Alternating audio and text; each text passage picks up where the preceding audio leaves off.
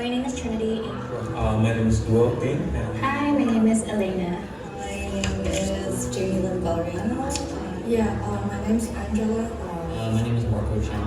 Yeah, my name is Momo Kayana. My name is Patty Wong. I'm in our sales operations team for the U.S. I've been with the company a little over 27 years. Exciting.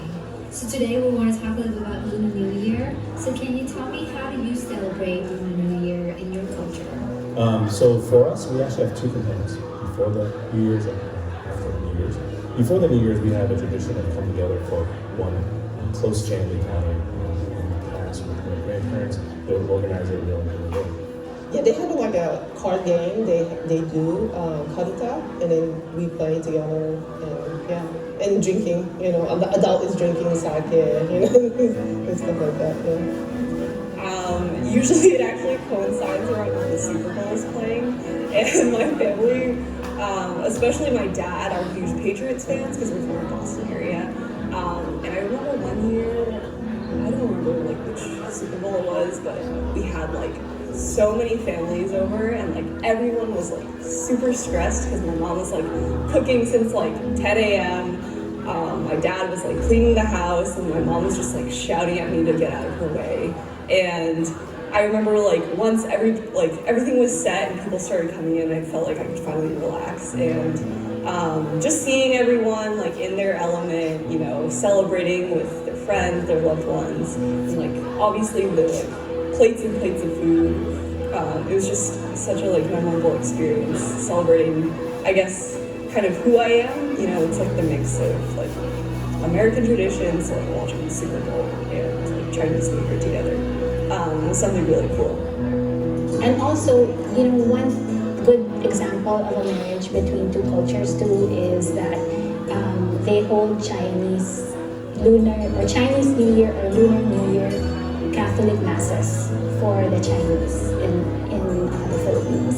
So this is where you see in East Asian tradition of Chinese New Year, getting married with a religious event or a specific religion actually, because most Filipinos are Catholics. So, and I think it's a good way to celebrate, because after all, Chinese New Year or Lunar New Year is about celebrating gratitude, families, and praying for prosperity also. So for us, Canada is so multicultural. We picked different traditions that we like to observe within our family. So for us, it was about making food and having our friends over. And for us, we made two particular dishes that I love. One is this sticky glutinous rice dessert. It's called tikoy. And so we would make that together. It's this ooey, delicious dessert. And then the second one is these noodles, which is called pancit, which is these long noodles with colorful vegetables, and it symbolizes a long and prosperous life. We make this, it's a rice cake that you can either do it savory or sweet. It's called bantet, and it's a tradition. I think it's similar to when I talked to some of my friends growing up. It's how the Spanish make tamales during Christmas. It's a tradition for us for that. We make it together. It's very labor intensive and time consuming, but what my parents have told us that it's a traditional dish that you have to have at the beginning of the year to welcome in the spring harvest, so that you can have food on the table at the beginning of every year. And we wrap them together and cook it into a pot and leave it boiled for hours, and then have it ready and prepped to have as part of our dish. I remember, so different parts of China eat different things, but in my part of areas, we also eat dumplings. I know in the northern area, people eat dumplings every day, and so they like to eat dumplings every day. But for us, it's usually during the New Year time we eat dumplings.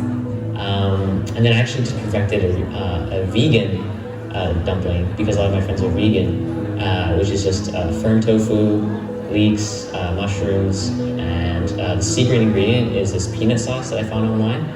You mix peanut sauce, peanut butter with maple syrup, soy sauce, black vinegar, and then occasional add in some like hot sauce. But yeah, it's really, really good. The really thing is not it's not important about how the taste of the food. It's more like important the whole family sitting together. And while we're making the dumpling, we actually start to talk about different things, start to be socialized more. At the New Year's Eve, the Chinese New Year Eve, we usually put up the New Year's scrolls at both sides of the door. So basically, those scrolls give some good wishes for the coming New Year. So 新年快乐, which means Happy New Year. 万事如意, which means you have everything in good luck. 年年有余, that means you have everything during the year and you have something to set aside for you. And 好运连连, which means all the best lucks will come in waves to you. I remember the communal tossing of the noodles that we do. It's called lo hei.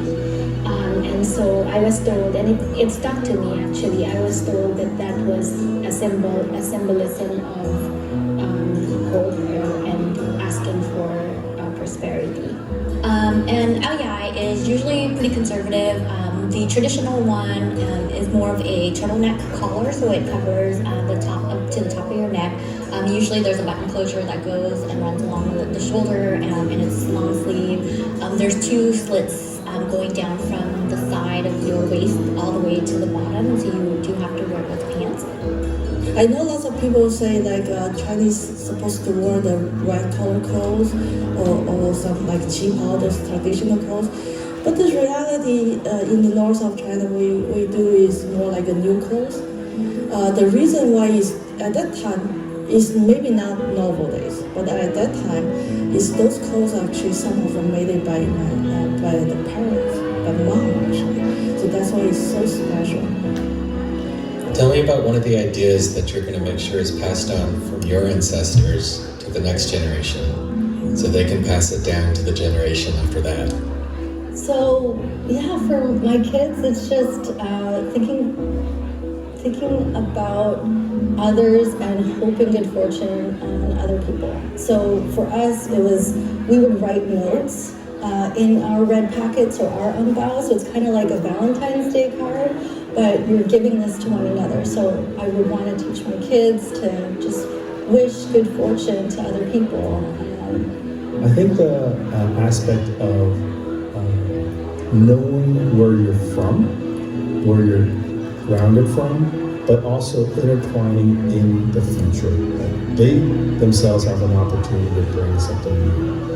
As the kids, grow up and bring to us wonderful new friends and hopefully family, this whole world needs them.